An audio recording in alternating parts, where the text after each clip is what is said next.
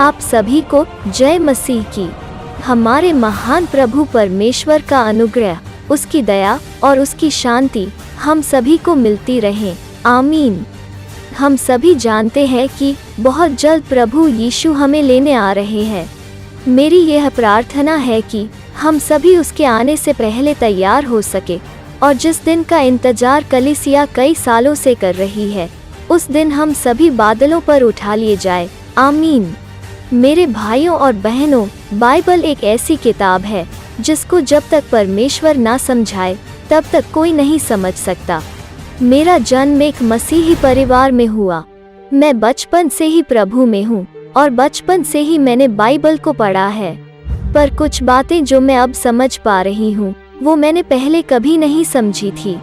आज जो रहस्य मैं आपको बताना चाहती हूँ, वो मुझे मेरी मेहनत से नहीं, पर सिर्फ परमेश्वर के अनुग्रह से मिला है। बहुत सारे प्रचारक भाई उठाए जाने को, जिसको हम अंग्रेजी में रैप्चर कहते हैं, उसको यीशु का दूसरा आगमन कह के प्रस्तुत कर रहे हैं। पर बाइबल यीशु मसीह के बादलों पर अपनी कलीसिया को उठाए जाने को यीशु का दूसरा आगमन नहीं कहती। बाइबल कहती है यीशु बहुत जल्द बादलों पर अपनी कलीसिया को लेने आ रहा है, और बाइबल इसे धन्य आशा, उठाया जाना और कलीसिया का स्वर्गारोहण कहती है। कलीसिया के उठाए जाने के 7 साल बाद जब यीशु दोबारा आएगा, तब कलीसिया भी उसके साथ आएगी। बाइबल इस आगमन को यीशु का दूसरा आगमन कहती है। और याद रखें, हमारी आशा उठाए जाने पर है, यीशु के दूसरे आगमन पर नहीं। यीशु बादलों पर कलीसिया को लेने आएगा और उसका दूसरा आगमन उन सभी के न्याय के लिए होगा जो उसकी आज्ञा को नहीं मानते थे और उसके सुसमाचार को नकार चुके थे। आज मैं परमेश्वर के अनुग्रह से इस वीडियो में उठाए जाने और प्रभु यीशु के दूसरे आगमन के विषय में आपको 7 प्रकाशन देना चाहती हूँ। और ज़रूरी है कि हम हर बात को परमेश्वर के वचन से प्रस्तुत करें, ना कि अपनी समझ से। जैसे कि मैंने कहा, मैं 7 प्रकाशन के ऊपर आपसे बात करना चाहती हूँ। वो प्रकाशन कुछ इस प्रकार से होंगे। पहला प्रकाशन है, हम वहाँ होंगे जहाँ यीशु होगा। दूसरा प्रकाशन है, हम नए शरीर को धारण करेंगे। तीसरा प्रकाशन है, हम मौत को हरा देंगे। चौथा प्रकाशन है, भय से नहीं पर प्रेम में तैयार होना है। 5वां प्रकाशन है, वो खुद हमें लेने आएगा। 6ठा प्रकाशन है, वो अपनी प्रतिज्ञा पूरी करेगा। 7वां प्रकाशन है, हम उसके उद्धार को देखेंगे। सबसे पहले हम समझते हैं कि पहला प्रकाशन क्या है। पहले थिस्सलुनीकियों के 4थे अध्याय में वचन 16 से 18 में पौलुस हमें समझाता है कि बहुत जल्द हम सभी जो प्रभु के लिए तैयार है, एक तुरही की आवाज को सुनेंगे। हम प्रभु को बादलों पर देखेंगे और जीवित उठा लिए जाएंगे। उसके बाद हम परमेश्वर के साथ होंगे। यीशु ने कहा था, जहाँ मैं हूँ वहाँ तुम भी रहोगे। यही हमारी धन्य आशा है और हम प्रतिदिन इसी आशा में जीवित रहते हैं। पर याद रखें, दूसरा आगमन उठाए जाने से बहुत भिन्न है। उठाए जाते समय सिर्फ यीशु आपको बादलों पर दिखेगा, पर दूसरे आगमन में जब वो 7 साल बाद दोबारा इस पृथ्वी पर लौटेगा, उस समय हम भी उसके साथ आएंगे। यूहन्ना रचित प्रकाशित वाक्य में अध्याय 19 वचन 14 कहता है, यीशु घोड़े पर बैठकर आएगा और उसकी सेना उसके पीछे आएगी। कुछ लोग कहते हैं कि वो सेना स्वर्गदूतों की सेना है, पर यदि हम ध्यान से पढ़े तो वहाँ लिखा है, उन लोगों को मलमल के वस्त्र दिए गए हैं, लेकिन स्वर्गदूत वस्त्र नहीं पहनते। यह वो लोग हैं जिनको प्रभु ने जीवित उठा लिया था और उनको मलमल के वस्त्र दिए गए थे।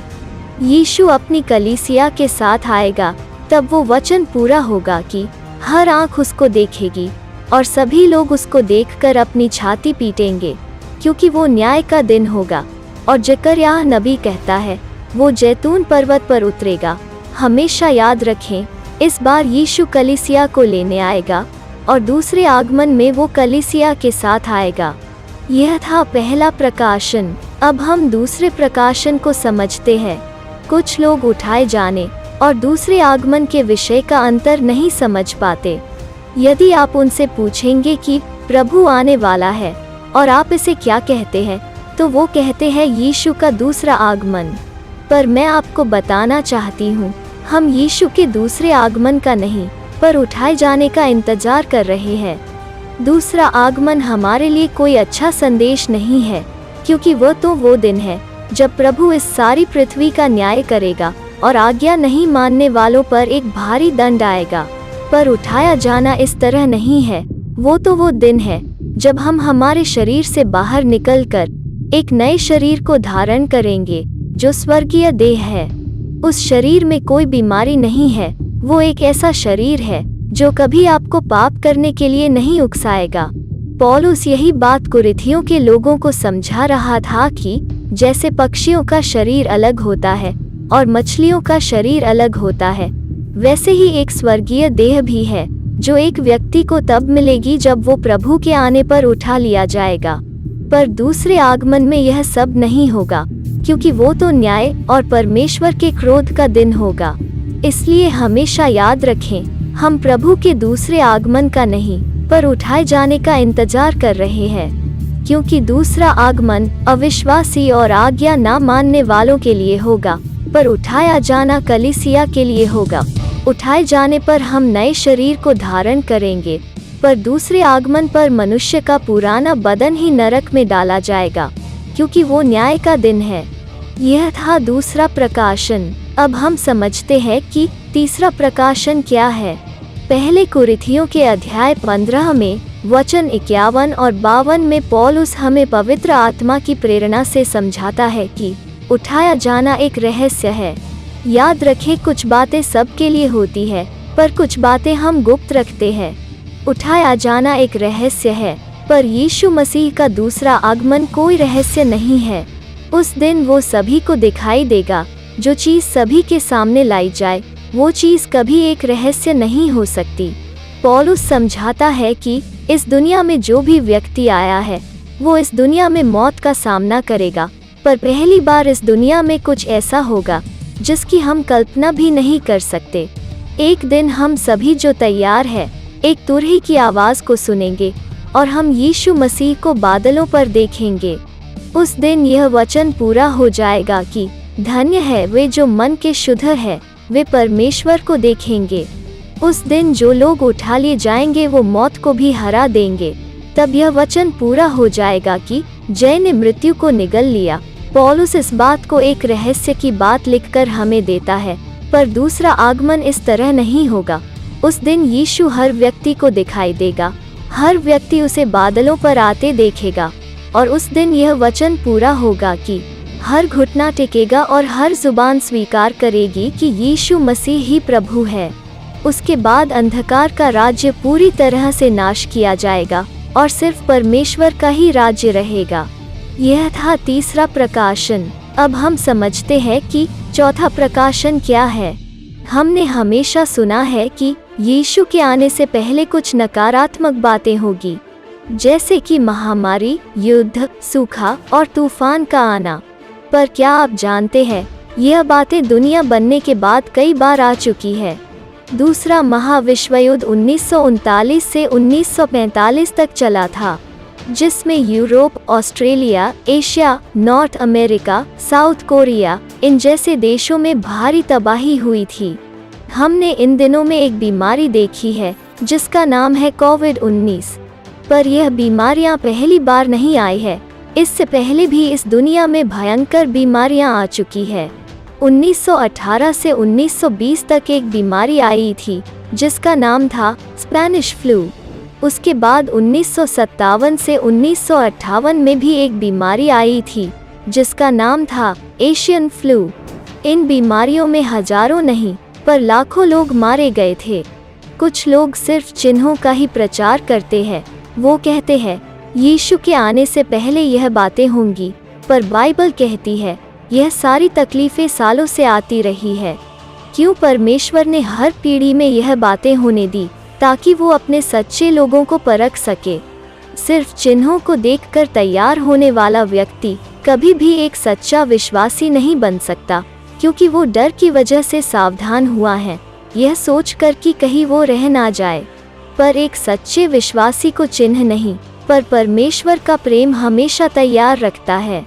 जरा सोचिए, एक दुल्हन का पति विदेश को गया है और वो दुल्हन जानती है कि उसका पति अब 1 साल बाद लौटेगा और तब तक वो दुनिया के सभी गंदे कामों में सहभागी हो जाती है। पर जैसे ही उसके पति का आने का समय हो जाता है, तब वो वापस पवित्रता में लौट आती है। क्या यह पत्नी एक विश्वास योग्य पत्नी है? बिल्कुल भी नहीं। एक स्त्री हमेशा अपने पति के लिए पवित्र रहती है, चाहे वो कभी भी विदेश से वापस आए। वो अपने आप को पवित्र रखती है, इसलिए नहीं कि उसको डर है, पर इसलिए क्योंकि वो अपने पति से प्रेम करती है। परमेश्वर भी हमारे अंदर इस तरह की विश्वास योग्यता देखना चाहता है। क्या आप जानते हैं, जिस तरह उठाए जाने से पहले सिर्फ चिन्हों को ढूंढना ही सब कुछ नहीं है, पर यीशु के दूसरे आगमन से पहले बहुत सारी बातें ऐसी होगी जो कभी इस पृथ्वी पर नहीं हुई है, जैसे कि मसीही विरोधी का आना, यहूदियों का मंदिर बनना, एक ही सरकार जिसका नाम है वन वर्ल्ड गवर्नमेंट का आना, पुराने नियम के नबियों की दोबारा लौटने जैसी कई बातें होगी। दूसरे आगमन से पहले बहुत चिन्ह दिए गए हैं, पर उठाए जाने से पहले कोई चिन्ह नहीं है। ये अचानक हो जाएगा और लोग जान भी नहीं पाएंगे। जिन विपत्तियों को लेकर आज के प्रचारक हमारे सामने वो चिन्ह बता रहे हैं, वो विपत्तियां दुनिया बनने के बाद कई बार देखी गई है। सिर्फ तकलीफों को देखकर सभी के लिए तैयार मत होइए, पर हर समय आत्मा में जागते रहें और तैयार रहें। यीशु ने कहा, धन्य हैं वे दास जिन्हें स्वामी आकर जागते पाए। मैं तुमसे सच कहती हूँ कि वो कमर बांधकर उन्हें भोजन करने को बैठाएगा और पास आकर उनकी सेवा करेगा। यह था चौथे प्रकाशन का रहस्य। अब हम जान लेते हैं कि 5वां प्रकाशन क्या है। यीशु मसीह ने हमसे वादा किया है कि वो हमारे लिए स्वर्ग में घर तैयार करने जा रहा है। बहुत जल्द वो हमें लेने आएगा। क्या आप जानते हैं, जब वो हमें लेने आएगा तब वो हमें अकेले लेने आएगा, उसके साथ कोई नहीं होगा। ऐसा क्यों? बाइबल कहती है, जब परमेश्वर ने आदम को बनाया तब उसने कुछ समय बाद हव्वा को बनाया। क्यों? क्योंकि प्रभु चाहता था कि आदम सबसे पहले उसको देखे और उसको पहचान ले। हव्वा कुछ समय के बाद बनाई गई थी। परमेश्वर आज भी यही चाहता है कि सबसे पहले आप स्वर्गदूत को नहीं, पर उसको देखे, उससे मिले। यह उसका प्रेम है जो इतना गहरा है कि नापा नहीं जा सकता। आप परमेश्वर के प्रेम की शुरुआत तो देख सकते हैं, पर उसका अंत नहीं देख सकते। क्या ही महान बात है कि सारी दुनिया उसके सामने झुकती है, लाखों स्वर्गदूत उसके सामने सजदा करते हैं। वो इस दुनिया का अकेला मालिक है। वो स्वयं हमें लेने के लिए आएगा। यह उसकी एक महान प्रतिज्ञा है, जिसका वर्णन पौलुस पहले थिस्सलुनीकियों में 4 अध्याय के वचन 16 में इस तरह करता है कि प्रभु आप ही स्वर्ग से उतरेगा। जी हाँ, आपने ठीक सुना, वो आप ही स्वर्ग से उतरेगा। यही एक विश्वासी का सच्चा आदर है। पर यह भी याद रखें कि यीशु मसीह का दूसरा आगमन इस तरह नहीं है। उस दिन जब वो इस दुनिया का न्याय करने आएगा, तब सभी लोग खुशी नहीं मनाएंगे, पर वो अपनी छाती पीटेंगे। इस बार लोग उसको अकेला नहीं, पर लाखों स्वर्गदूतों के साथ देखेंगे। स्वर्गदूत हर व्यक्ति को यीशु मसीह के सामने ले आएंगे और उस दिन वो हर एक के काम के अनुसार उनका न्याय करेगा। मेरे भाइयों और बहनों, हर जगह बाइबल यही बात समझाती है कि तुम्हारे लिए आशा उठाए जाने में है, ना कि यीशु मसीह के दूसरे आगमन में है। यह था 5वां प्रकाशन। अब हम देखते हैं कि 6ठा प्रकाशन क्या है। परमेश्वर प्रतिज्ञाओं का परमेश्वर है। वो अपने वायदों को 100% पूरा करता है। परमेश्वर ने हमसे प्रकाशित वाक्य 3:10 में वादा किया है कि वो हमें उस समय से बचा लेगा जो इस सारी दुनिया पर आने वाला है। आखिर क्या आने वाला है इस दुनिया पर? वो है परमेश्वर का क्रोध। यदि हम परमेश्वर की आज्ञाओं को मानते हैं, तो हमारे लिए भी यह वादा पूरा होगा। और इससे पहले कि परमेश्वर अपना क्रोध इस पृथ्वी पर उंडेले, उससे पहले वो हमें उठा लेगा। पौलुस कहता है, परमेश्वर ने हमें उसके क्रोध के लिए नहीं, पर उद्धार को देखने के लिए चुना है। हमेशा याद रखें, बाइबल के अंदर मिस्र देश संसार का चित्र है। फिरौन शैतान को दर्शाता है मेमना यीशु मसीही को दर्शाता है और दानियेल परमेश्वर की कलीसिया को दर्शाता है। जिस समय राजा नबूकदनेस्सर ने शद्रक, मेशक और अबेदनगो को आग में डालने का निर्णय लिया, उस समय उसने कहा कि आग को 7 गुना ज्यादा धधकाओ। यह वो 7 सालों को दर्शाता है जो कलीसिया उठाए जाने के बाद संसार पर आने वाले हैं, जिसमें परमेश्वर अपने क्रोध को इस पृथ्वी पर उंडेल देगा। अब बताए, जिस समय शद्रक, मेशक और अबेदनगो को आग में डाला गया, उस समय दानियेल कहाँ था? वो एक ऊंचे स्थान का अधिकारी बन चुका था, इस कारण वो बच गया। हम भी इसलिए बच जाएंगे क्योंकि हम ऊंचे स्थान पर होंगे, यानी कि स्वर्ग में। जिस तरह से परमेश्वर ने हमसे वादा किया है कि वो हमें उस समय में बचा लेगा, उसी तरह यह भी साफ है कि उसका दूसरा आगमन एक दंड का आगमन है। इस बार यीशु अपने हाथों में राजदंड लेकर आएगा, जो न्याय को दर्शाता है। वो तो न्याय का दिन है। यशायाह के 6 अध्याय में लिखा है, वो पीड़ाओं का दिन है, वो सत्यानाश करने वाला दिन है। उस दिन सबके हाथ ढीले पड़ेंगे। उस दिन किसी प्रकार की दया नहीं दिखाई जाएगी। उस दिन घमंड को तोड़ा जाएगा। वो दिन अंधेरा ले आएगा। इस कारण मेरे भाइयों और बहनों, हमें परमेश्वर के साथ चलना चाहिए, ताकि हम उसके क्रोध के नहीं, पर उसकी प्रतिज्ञा के वारिस बन पाए। यह था 6ठा प्रकाशन। अब हम जानते हैं कि 7वां और आखिरी प्रकाशन क्या है। अब अंत में यह बात समझना बहुत ज़रूरी है कि हमारे उठाए जाने के 7 साल बाद यीशु मसीह का दूसरा आगमन होगा। यह 7 साल पीड़ाओं के साल होंगे, जहां मनुष्य को परमेश्वर के क्रोध का सामना करना होगा। बाइबल के विद्वान कहते हैं कि कलीसिया को बहुत ही ज़्यादा तकलीफ़ों से गुजरना होगा। उन सभी से यह एक सवाल है कि प्रकाशित वाक्य के अध्याय 3 तक हम पाते हैं कि कलीसियाओं का जिक्र है, पर उसके बाद आप कलीसिया का जिक्र कहाँ पाते हो? सीधा अध्याय 19 में, जहाँ लिखा है, यीशु मलमल के वस्त्र पहने हुए लोगों के साथ आया है, जो उसकी कलीसिया है। अध्याय 4 से लेकर 19 तक कलीसिया का जिक्र आखिर क्यों नहीं है? क्योंकि कलीसिया वहाँ नहीं थी, वो उठा ली गई थी। वो मेमने के विवाह में थी। कलीसिया यीशु के साथ राज्य कर रही थी। अध्याय 4 से लेकर 19 तक आप सिर्फ तकलीफ़ों और पीड़ाओं के विषय में ही पढ़ेंगे। वो ऐसे दिन होंगे जब परमेश्वर इज़राइल को बचा लेगा। कलीसिया को यह सब नहीं देखना होगा जो यह दुनिया देखेगी। हमारा परमेश्वर महान है। वो सच में उद्धार करने में सामर्थी है। नूह के जहाज़ में ऐसी कोई खिड़की नहीं थी जिसको खोलकर वो देख पाता कि लोग किस तरह डूबकर मर रहे हैं। उसके जहाज़ पर एक ही खिड़की थी जो ऊपर की तरफ खुलती थी, ताकि वो सिर्फ ऊपर यानी स्वर्ग की तरफ देखता रहे। इसी तरह परमेश्वर की यह इच्छा है कि कलीसिया उसके उस क्रोध को नहीं देखे जो संसार पर आने वाला है, पर हम सभी उसके उद्धार को देखें। उद्धार पापों की माफ़ी भी है और एक व्यक्ति का नाम भी है। शमौन ने यीशु को तब हाथ में उठाया जब वो सिर्फ 8 दिन का था, और उसने यीशु को हाथ में उठाकर कहा, हे परमेश्वर, आज मैंने तेरे उद्धार को देख लिया।